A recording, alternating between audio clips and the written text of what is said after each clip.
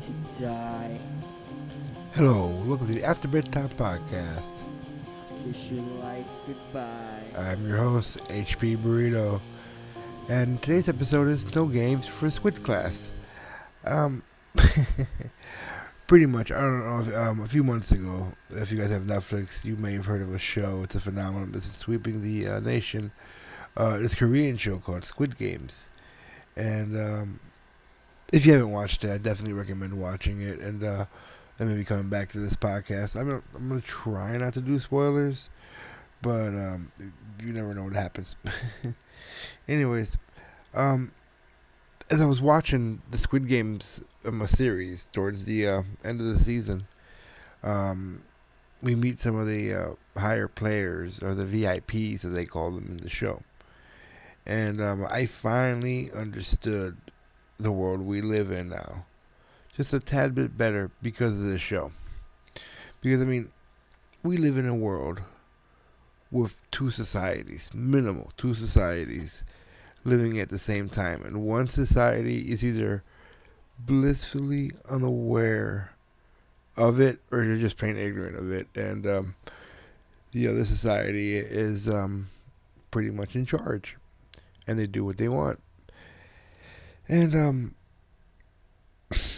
to be clear, this revelation is not a new one to me. Okay, I've had these suspicions about this secret society for the elites for years now, and it's just a scene from the episode of the VIPs. Matter of fact, the episode is called VIPs of the Squid Games series.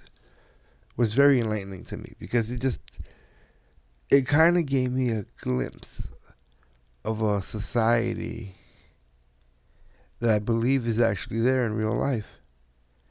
And this society, they do what they want. This is where all the sex trafficking, human trafficking, pedophilia things, this is where the Epsteins reside in. And this is like the upper elite. Just using the normal society, or our society, our class, as just pretty much fodder for whatever their whims are. We're just like cattle to these people.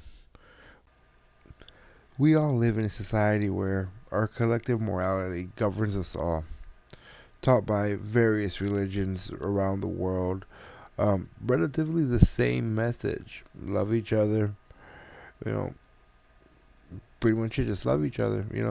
We all exist and work together and have achieved so much these past few millennia of recorded history. And who knows how much of our prehistory,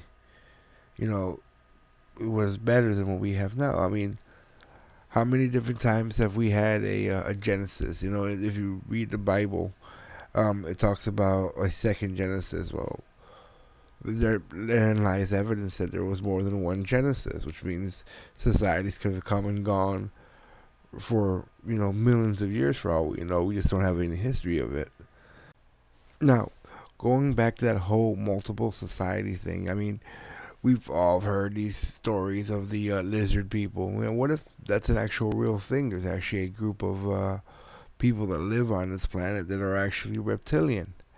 Maybe they're aliens from another planet. Maybe they're an ancient race that grew up on this planet that survived countless disasters that have wiped out dinosaurs, that have, brought mankind to close extinction on more than one occasion. I mean, we have evidence of things happening in the past of this planet, and we can't explain some of these things. Like, there's radioactive glass in, like, the Middle East and stuff, and in India. But, I mean, nuclear weapons is a newer technology, and I say newer even though it's been, a few, couple decades since we've had this technology. But I mean, compared to that, we just now figuring these things out, like nuclear fission and fusion. But yet we have evidence of it happening thousands and thousands of years ago, tens of thousands of years ago. We have structures on this planet that we can't explain. Huge stone monoliths that have been placed, perfectly on top of each other. Pyramids built all over the planet Not just in Egypt, but all over the place. Egypt, freaking Central America, freaking India, freaking everywhere. China, Japan, pyramids are everywhere. And no one knows how they were built. Because we cannot recreate that technology to build these types of pyramid structures today.